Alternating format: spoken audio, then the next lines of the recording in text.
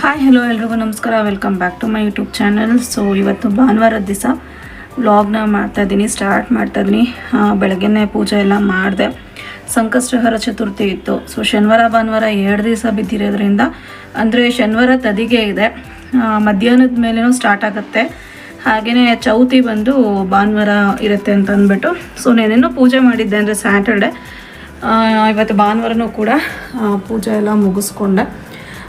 ಇನ್ನು ಇವತ್ತು ಕೆಲಸ ಎಲ್ಲ ಆಲ್ಮೋಸ್ಟ್ ಎಲ್ಲ ಮುಗೀತು. ಇನ್ನು ಬಟ್ಟೆ ಒಂದು ಒಣಗಿರೋದನ್ನು ತಂದು ಮಡಿಸಿಡಬೇಕು. ಅಂದ್ಕೊಂಡಿರಲಿಲ್ಲ ನಾವು ಈ ಒಂದು ವಸ್ತುನ ಪರ್ಚೇಸ್ ಮಾಡ್ತೀವಿ ಅಂತ ಅಂದ್ಬಿಟ್ಟು.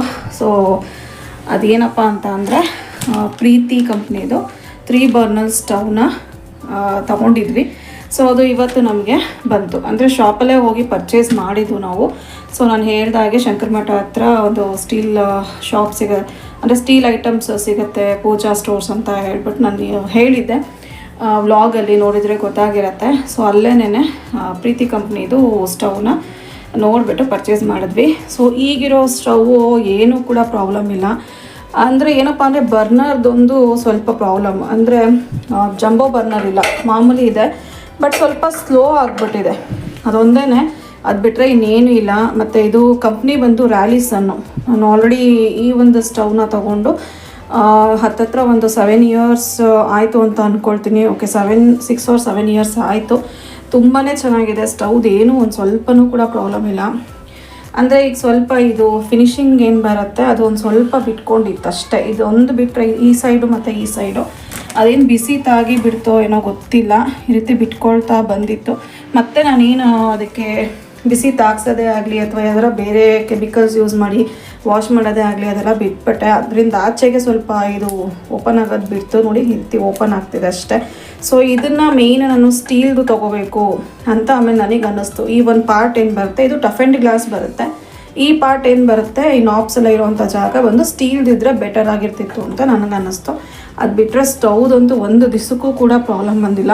ನಾರ್ಮಲ್ ಇವಾಗ ಸ್ವಲ್ಪ ಏನಾರು ಉರಿಗೆ ಸ್ಲೋ ಆದರೆ ಸರ್ವಿಸ್ನವ್ರಿಗೆ ಹೇಳಿದ್ರೆ ಬಂದು ಸರಿ ಮಾಡಿಕೊಡ್ತಾರಲ್ವ, ಸೊ ಅದೊಂದು ಮಾಡ್ತಿದ್ರು ಅಷ್ಟೇ. ಅದು ಬಿಟ್ಟರೆ ಇನ್ನೇನು ಪ್ರಾಬ್ಲಮ್ ಬಂದಿಲ್ಲ. ಈ ಸ್ಟವ್ ನಾನು ನಿಜವಾಗ್ಲೂ ನಾನು ಕೊಡೋಕ್ಕೂ ಕೂಡ ಇಷ್ಟ ಆಗಿಲ್ಲ. ಆ್ಯಕ್ಚುಲಿ ಪ್ರೀತಿ ಕಂಪ್ನಿದು ಬಂದು ಏನು ಅಮೌಂಟ್ ಇರುತ್ತೆ 30% ಕಂಪ್ನಿಯವರೇ ನಮಗೆ ಡಿಸ್ಕೌಂಟೆಡ್ ಪ್ರೈಸಲ್ಲಿ ಕೊಡ್ತಾರೆ. ಇನ್ನು ಸ್ಟವ್ ಹಾಕಿದ್ರೆ ಇದಕ್ಕೊಂದು 10% ತೊಗೊಳ್ತಾರೆ ಅಷ್ಟೇ. ಸೊ ಅದಕ್ಕೋಸ್ಕರ ಸ್ಟವ್ ಕೊಡಬೇಕಾ ಅಂತ ನನಗೆ ಈಗಲೂ ಅನ್ನಿಸ್ತಿದೆ. ಆ್ಯಕ್ಚುಲಿ ಇದು ಬಂದು ಪ್ರೈಸ್ 10,000 ಸಮಥಿಂಗ್ ಇದೆ, 10,000 ಚೇಂಜ್. ಓಕೆ, ಈ ಒಂದು ಸ್ಟವ್ಗೆ ಪ್ರೀತಿ 3 ಬರ್ನರ್ ಸ್ಟವ್ಗೆ. ಬಟ್ ಎಲ್ಲ ಡಿಸ್ಕೌಂಟ್ ಆಗಿ ನಾನು ಹೇಳಿದ್ನಲ್ಲ 30% ಪ್ರೀತಿದು ಮತ್ತು 10% ಸ್ಟವ್ವಿಂದು ಡಿಸ್ಕೌಂಟ್ ಆಗಿ ನಮಗೆ 6,600 and ಸಮಥಿಂಗ್ ಏನೋ ಆಯಿತು. ಅಷ್ಟು ಬಿತ್ತು ಪ್ರೈಸ್ ನಮಗೆ. ಸೊ 3 ಬರ್ನರ್ ಇಲ್ಲಿ ಅಂತ ತೊಗೊಂಡೆ. ಮತ್ತು ನೋಡ್ತಾ ಇರ್ಬೋದು, ಇನ್ನೂ ಓಪನ್ ಆಗಿಲ್ಲ. ಇವಾಗ ಓಪನ್ ಮಾಡಿಬಿಟ್ಟು ಹೇಗಿದ್ರೂ ಪೂಜೆ ಮಾಡಿದ್ದೀನಿ ಅಲ್ವಾ, ಹಾಗೆ ಸ್ಟವ್ಗೂ ಕೂಡ ಪೂಜೆ ಮಾಡಿ ಹಾಲು ಹೋಗ್ಸೋಣ ಅಂತ ಅಂದ್ಕೊಂಡಿದ್ದೀನಿ. ಸೊ ಇದು ಸ್ಟೀಲ್ ಕವರ್ ಬರುತ್ತೆ, ನೋಡ್ಬೋದು. ಸುತ್ತ ಇದ್ದೀತಿ ಸ್ಟೀಲ್ದಿದೆ, ಈ ರೀತಿ ಬ್ಲ್ಯಾಕ್ ಕೋಟಿಂಗ್ ಥರ ಇಲ್ಲ. ಸೊ ಅದನ್ನು ಮೇಯ್ನ್ ನೋಡಿದೆ. ಮತ್ತು 3 ಬರ್ನರ್ ಇದೆ, ಎಕ್ಸ್ಟ್ರಾ ಡ್ರಿಪ್ ಟ್ರೇ ಇದೆ, ಅದು ತುಂಬ ಇಂಪಾರ್ಟೆಂಟು. ಯಾಕೆಂದರೆ ಈ ರೀತಿ ಎಕ್ಸ್ಟ್ರಾ ಟ್ರೇ ಇವಾಗ ಯಾವ ಸ್ಟವಲ್ಲೂ ಬರ್ತಲ್ಲ ನೋಡಿ. ಇದು ರ್ಯಾಲಿಸನ್ ಕಂಪ್ನಿಲೂ ಕೂಡ ನಮಗೆ ಬಂದಿತ್ತು. ಇದನ್ನು ತೆಗ್ದು ನಾವು ಕ್ಲೀನ್ ಮಾಡ್ಕೋಬೋದು. ಅವಾಗ ನೋಡಿ, ಇದು ಸ್ಟೀಲ್ ಪ್ಲೇಟ್ ಏನಿರುತ್ತೆ ಒಂದು ಸ್ವಲ್ಪನೂ ಕೂಡ ಗಲೀಜಾಗಲ್ಲ, ಕ್ಲೀನಾಗಿ ಇಟ್ಕೋಬೋದು. ಇದು ಗಲೀಜಾದರೆ ಯೂಶಲಿ ವಾಶ್ ಮಾಡ್ಕೋಬೋದು. ಈ ರೀತಿ ಬೇರೆ ಬೇರೆ ಕಂಪ್ನಿ ಸ್ಟವ್ಗಳಲ್ಲಿ ಬರೋದಿಲ್ಲ. ಬಟ್ ಪ್ರೀತಿ ಕಂಪ್ನಿ ಸ್ಟವಲ್ಲಿ ಆ ರೀತಿ ಡ್ರಿಪ್ ಟ್ರೇ ಕೂಡ ಕೊಟ್ಟಿದ್ದಾರೆ 3 ಬರ್ನರ್ಗೂ ಕೂಡ. ಮತ್ತು ಗ್ಯಾಪ್ ತುಂಬ ಚೆನ್ನಾಗಿದೆ, ಒಂದರಿಂದ ಒಂದು ಬರ್ನರ್ಗೆ ಸ್ಪೇಸಿಂಗ್ ಏನಿದೆ ಅದು ತುಂಬ ಚೆನ್ನಾಗಿರಬೇಕು. ಆ್ಯಕ್ಚುಲಿ ಪಾತ್ರೆಗಳೆಲ್ಲ ಇಡ್ತೀವಿ ಅಂತ ಅಂದರೆ ಆ ಸ್ಪೇಸಿಂಗ್ ಇದೆ. ಇದು ಅಷ್ಟೇ, ನಾವು ತೊಗೊಳ್ಳುವಾಗ ಸ್ಪೇಸಿಂಗ್ ನೋಡಿನೇ ತೊಗೊಂಡಿದ್ದು. ಆನ್ಲೈನೆಲ್ಲ ಬುಕ್ ಮಾಡಿ ಒಂದ್ಸತಿ ಬುಕ್ ಮಾಡ್ಬಿಟ್ಟು ನಾವು ಆಲ್ರೆಡಿ ವಾಪಸ್ ಮಾಡಿದ್ದೀವಿ. ಅದರಲ್ಲಿ ಏನಪ್ಪ ಅಂದರೆ ಸ್ಪೇಸಿಂಗ್ ತುಂಬಾ ಕಮ್ಮಿ ಬಂದಿತ್ತು. ಸೊ ಹಾಗಾಗಿ ನೋಡಿಕೊಂಡು ಎಲ್ಲ ಪರ್ಚೇಸ್ ಮಾಡಿದ್ದೀವಿ. ಈಗ ಓಪನ್ ಮಾಡಿಬಿಟ್ಟು ಪೂಜೆ ಮಾಡಿ ಯೂಸ್ ಮಾಡಬೇಕು.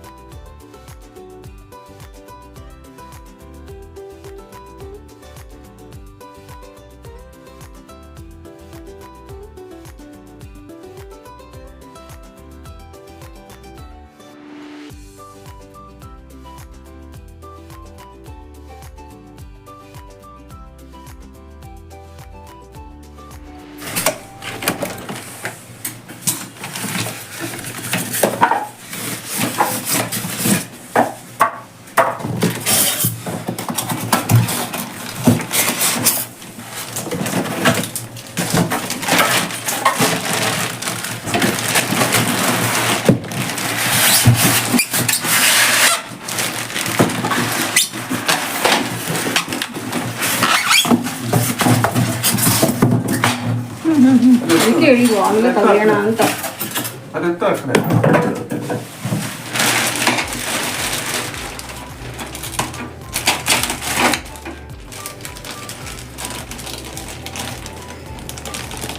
ಯೂಸರ್ ಮ್ಯಾನ್ಯಲ್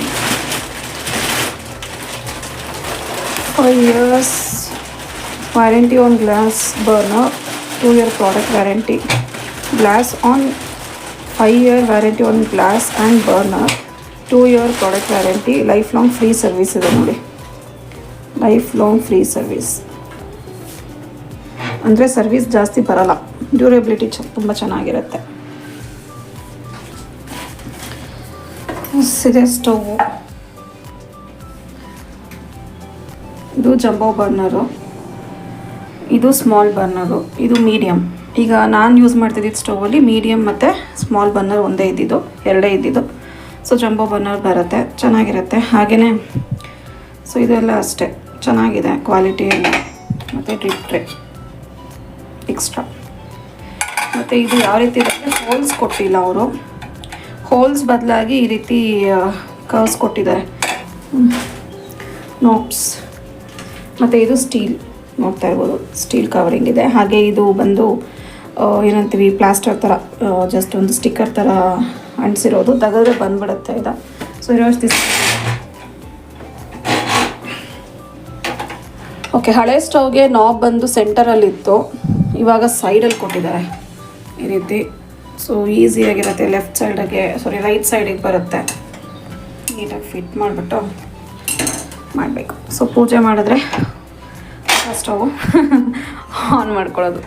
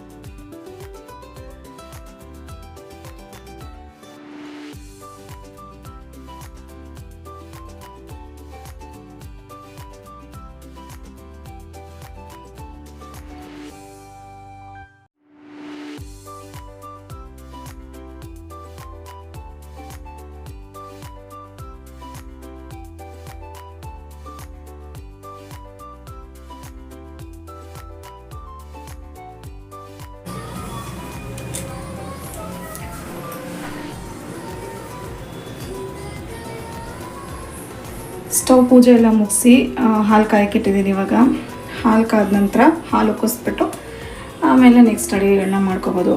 ಸೊ ಅಗ್ನಿದೇವ ಹಾಗೆಯೇ ಅನ್ನಪೂರ್ಣೇಶ್ವರಿ ನೆನೆಸ್ಕೊಂಡು ಪೂಜೆ ಮಾಡಿದ್ದೀನಿ. ಸ್ಟವ್ ನೋಡೋದಕ್ಕೊಂದು ತುಂಬಾ ಚೆನ್ನಾಗಿ ಕಾಣಿಸ್ತಾ ಇದೆ. ಆ್ಯಕ್ಚುಲಿ ಹೊಸದಲ್ವಾ, ಯೂಸ್ ಮಾಡುವಾಗ ಮನಸ್ಸೇ ಬರೋದಿಲ್ವೇನೋ, ಎಲ್ಲಿ ಎಣ್ಣೆ ಎಗರು ಬಿಡುತ್ತೋ, ಎಲ್ಲಿ ಚೆಲ್ಲುತ್ತೋ ಅನ್ನೋ ಥರನೇ ಅನಿಸ್ತಾ ಇರುತ್ತೆ. ಒಂದು ಸ್ವಲ್ಪ ದಿವಸ ಹಾಗೇ ಇರುತ್ತೆ.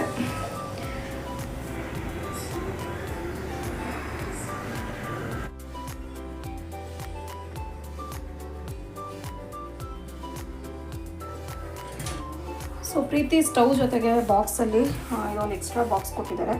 ಇದ್ರೊಳಗೆ ಏನಿದೆ ಅಂತ ನೋಡೋಣ. ಈ ಬಾಕ್ಸಲ್ಲಿ ಎಕ್ಸ್ಟ್ರಾ ಅಂದರೆ ಇದ್ರ ಮೇಲೆ ಇಟ್ಟರೆ ದೊಡ್ಡ ಪಾತ್ರೆಗಳನ್ನ ಇಟ್ಕೊಳ್ಳೋದಕ್ಕೆ ಅಂತ ಕೊಟ್ಟಿದ್ದಾರೆ.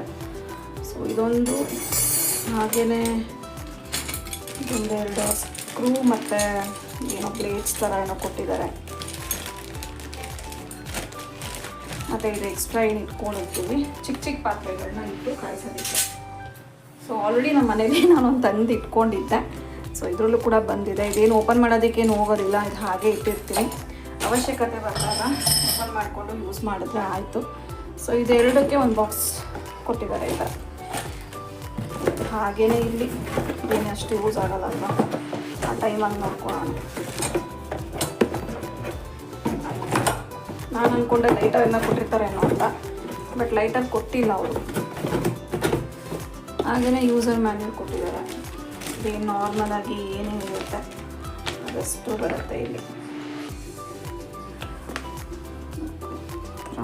User manual. ಮತ್ತು ಇದರಲ್ಲಿ ಇನ್ನೊಂದು ಏನಪ್ಪ ಅಂತಂದರೆ ಈ ನಾಬ್ಸ್ ಬರುತ್ತಲ್ವ, ಇದನ್ನು ನಾವು ಎಕ್ಸ್ಟೆಂಡ್ ಮಾಡ್ಕೋಬೋದು. ಎಕ್ಸ್ಟ್ರಾ ಬೇಕಾದ್ರೆ ಹೈಟ್ ಮಾಡ್ಕೋಬೋದು. ಇದು ನಾರ್ಮಲಾಗಿ ಇಷ್ಟು ಹೈಟ್ ಇರುತ್ತೆ. ಎಕ್ಸ್ಟ್ರಾ ಬೇಕು ಅಂತಂದರೆ ಈ ಒಂದು ನಾಬ್ಸ್ನ ಹೈಟ್ ಮಾಡ್ಕೋಬೋದು. ಇಲ್ಲೊಂದು ಜಸ್ಟ್ ಒಂದು ಪುಷೇಬಲ್ ಇದ್ರ ಥರ ಕೊಟ್ಟಿದ್ದಾರೆ. ಇದನ್ನು ಹಿಂಗೆ ಹೇಳಿದ್ರೆ ಸಾಕು, ಈ ರೀತಿ ಎಳೆದ್ಬಿಟ್ರೆ ಅದೇನಾಗುತ್ತೆ, ವಾಷಿಂಗ್ ಮಿಷಿನ್ ಪೈಪ್ ಫಿಟ್ ಮಾಡ್ತೀವಲ್ಲ ಆ ರೀತಿ ಹೇಳಿದ್ರೆ ಸಾಕು, ಇದು ಎಕ್ಸ್ಟೆಂಡ್ ಆಗಿಬಿಡುತ್ತೆ. ಆ ಥರ ಒಂದು ನಾಬ್ಸ್ ಕೊಟ್ಟಿದ್ದಾರೆ. ಮತ್ತು ನಾರ್ಮಲಾಗಿ ಸ್ಟವ್ ಯಾವ ರೀತಿ ಇದೆ ಆ ರೀತಿ. ನನಗೆ ಇಷ್ಟ ಆಗಿದೆ ಏನಪ್ಪ ಅಂತಂದರೆ ಇದೇನೆ, ಇದು ನೋಡಿ ಎಷ್ಟು ಚೆನ್ನಾಗಿ ಮಾಡಿದ್ದಾರೆ ಅಂತ. ಈಗಿನ ಸ್ಟವ್ಗಳೆಲ್ಲ ಆಲ್ಮೋಸ್ಟ್ ಇದೇ ರೀತಿಯೇ ಬರುತ್ತೆ, ಅಂದರೆ ಹೋಲ್ಸ್ ಇರೋದಿಲ್ಲ ಇಲ್ಲಿ. ಅದು ಮೇನು. ಏನೇ ಒಂದು ಚೆಲ್ಲಿದ್ರೂ ಒಂದು ಸ್ವಲ್ಪನೂ ಕೂಡ ಕೆಳಗಡೆ ಸಜ್ಜೆ ಮೇಲೆ ಚೆಲ್ಲೋದಕ್ಕೆ ಆಗೋದಿಲ್ಲ. ನೋಡಿ ಎಷ್ಟು ನೀಟಾಗಿ ಫಿನಿಶಿಂಗ್ ಕೊಟ್ಟಿದ್ದಾರೆ ಅಂತ. ತುಂಬ ಚೆನ್ನಾಗಿದೆ, ಇಷ್ಟ ಆಯಿತು ನನಗೆ. ಸ್ಟೌವಲ್ಲಿ ಇದೇ ಮೇಯ್ನ್ ನನಗೆ ಇಷ್ಟ ಆಯಿತು. ಮತ್ತು ಡ್ರಿಪ್ ಟ್ರೇ ಕೂಡ ಅಷ್ಟೇ, ಕ್ವಾಲಿಟಿ ಅಂತೂ ತುಂಬಾ ಚೆನ್ನಾಗಿದೆ, ಸ್ಟೀಲ್ ಕ್ವಾಲಿಟಿ. ಎಲ್ಲದೂ ನೋಡಬೇಕಲ್ಲ, ಒಂದು ವಸ್ತು ತೊಗೊಂಡ್ರೆ ನಾವು ಹತ್ತತ್ರ ಒಂದು 10 ವರ್ಷ ಯೂಸ್ ಮಾಡ್ತೀವೋ, ನಾವು ಬಾಳಿಕೆ ಬರ್ಸೋದ್ರ ಮೇಲೆ ಒಂದು 12 ವರ್ಷನೇ ಯೂಸ್ ಆಗ್ಬೋದು. ನಾವು ಯಾವ ರೀತಿ ಯೂಸ್ ಮಾಡ್ತೀವೋ ಅದ್ರ ಮೇಲೆ ಡಿಪೆಂಡ್ ಆಗುತ್ತೆ. ಸೊ ತೊಗೊಳೋದು ಒಂದು ಸತಿ ನೋಡಿ ನೀಟಾಗಿ ತೊಗೋಬೇಕು ಅನ್ನೋದು ನನ್ನ ಒಂದು ಇಂಟೆನ್ಷನ್. ಮತ್ತು ತುಂಬ ಜನ ಏನಪ್ಪ ಅಂತಂದರೆ 3 ಬರ್ನರ್ ಯೂಸ್ ಮಾಡಬಾರ್ದು ಅಂತ ಕೂಡ ಹೇಳ್ತಾರೆ. ಆ್ಯಕ್ಚುಲಿ 4 ಬರ್ನರ್ ಸ್ಟವ್ ಬಂದು ನಮಗೆ ತುಂಬ ಅದೇ ಜಾಸ್ತಿನೇ ಆಯಿತು. ಯೂಶ್ವಲಿ ಅದನ್ನು ನಾವು ಯೂಸ್ ಮಾಡೋದೇ ಇಲ್ಲಲ್ವ. 4 ಬರ್ನರ್ ತುಂಬ ಜಾಸ್ತಿ ಯೂಸ್ ಆಗೋಲ್ಲ. 3 ಬರ್ನರ್ ಅಂದರೆ ಓಕೆ, ಕಾಮನಾಗಿ ಒಂದೇನೋ ಚಿಕ್ಕದಾಗಿ ಇರೋವಂಥದ್ದು ಇದರಲ್ಲಿ ಹಾಲು ಈ ಥರ ಎಲ್ಲ ಐಟಮ್ಸ್ನ ನಾವು ಕಾಯಿಸ್ಕೊಬೋದು, ಯೂಸ್ ಮಾಡ್ತೀವಿ. 4 ಬರ್ನರ್ಸ್ ನಮಗೆ ಜಾಸ್ತಿನೇ ಆಗುತ್ತೆ. ಯಾವತ್ತೋ ಒಂದು ದಿವಸ ಫಂಕ್ಷನ್ ಮಾಡೋ ಒಂದು ಸಲುವಾಗಿ ಸುಮ್ಮನೆ ಯಾಕೆ ತೆಗ್ದು ಇಟ್ಕೋಬೇಕು, ನನಗೇನೂ ಅಷ್ಟು ಇಷ್ಟ ಆಗೋಲ್ಲ. ಒಂದು 2 ಬರ್ನರ್ಸ್ ಮತ್ತು 3 ಬರ್ನರೇ ತೊಗೋಬೇಕು ಅಂತ ನಾನು ಅಂದ್ಕೊಂಡಿದ್ದು. ಬಟ್ 3 ಬರ್ನರೇ ಇರಲಿ ಅಂತ ಅಂದ್ಕೊಂಡೆ. ಹಳೆ ಕಾಲದಲ್ಲೆಲ್ಲ ಒಲೆ ಅಂದರೆ 3 ಒಲೆನೇ ಎತ್ತಿದ್ದಿತ್ತು ಯೂಶ್ವಲಿ. ಬಟ್ ಇವಾಗೆಲ್ಲ 3 ಒಲೆ ಇಡಬಾರ್ದು ಅಂತ ಹೇಳ್ತಾರೆ. ಸೊ ನಾನು ಅದ್ರ ಬಗ್ಗೆ ಎಲ್ಲ ತಲೆ ಕೆಡಿಸ್ಕೊಳಕ್ಕೆ ಹೋಗಿಲ್ಲ. ಸೊ ನಾನು ಜಸ್ಟು ನನಗಿಷ್ಟ ಆಗೋ ಥರನೇ ತೊಗೋಬೇಕು ಅಂತ ಮೈಂಡಲ್ಲಿ ಫಿಕ್ಸ್ ಆಗಿತ್ತು, ಅದೇ ರೀತಿಯೇ ತೊಗೊಂಡಿದ್ದೀನಿ. 2 ಬರ್ನರ್ ಇದ್ದಾಗ ಏನು ಅನಿಸುತ್ತೆ ಅಂದರೆ ಫಂಕ್ಷನ್ಸ್ ಟೈಮಲ್ಲಿ ಎಸ್ಪೆಷಲಿ, ಅಯ್ಯೋ ಇನ್ನೊಂದು ಇದ್ದಿದ್ರೆ ಎಕ್ಸ್ಟ್ರಾ ಚೆನ್ನಾಗಿರ್ತಿತ್ತು, ಬೇಗ ಅಡುಗೆ ಆಗಿರೋದು, ಈ ರೀತಿ ಒಂದು ಇನ್ನರ್ ಫೀಲಿಂಗ್ಸ್ ಆ ರೀತಿ ಅನಿಸ್ತಾ ಇರುತ್ತೆ ನಮಗೆ. ಅದಕ್ಕೋಸ್ಕರ ಮನ್ಸು ಮಾಡಿ 3 ಬರ್ನರೇ ತೊಗೊಂಡ್ಬಿಟ್ಟೆ ನಾನು. ಸೊ ಇನ್ನು 4 ಬರ್ನರ್ಗೆ ಏನಪ್ಪ ಅಂತಂದರೆ ಸ್ಪೇಸಿಂಗ್ ಕೂಡ ಜಾಸ್ತಿ ಬೇಕು ಅದಕ್ಕೆ. ಇದು ಸ್ವಲ್ಪ ಸಜ್ಜ ಬಂದು ಅಗಲ ಇರಬೇಕಾಗತ್ತೆ, ಸ್ವಲ್ಪ ಬ್ರಾಡಾಗಿರಬೇಕು, ಆವಾಗ 4 ಬರ್ನರ್ ಇಡ್ಬೋದು.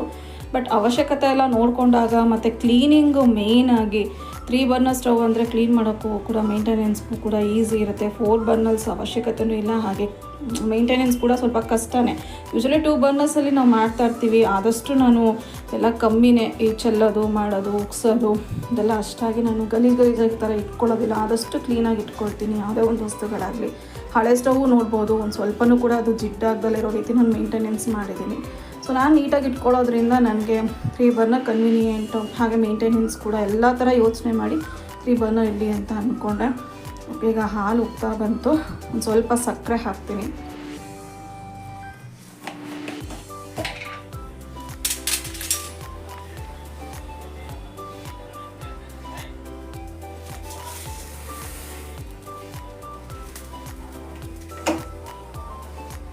ಶಾಸ್ತ್ರಕ್ಕೆ ಒಂದು ಸ್ವಲ್ಪ ಸಕ್ಕರೆ ಹಾಕ್ತಾಯಿದ್ದೀನಿ.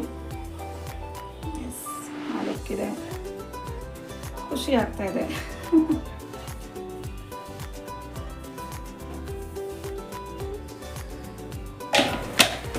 ಈ ಒಂದು ಬ್ಲಾಗ್ನ ಇಲ್ಲಿಗೆ ಎಂಡ್ ಮಾಡ್ತೀನಿ.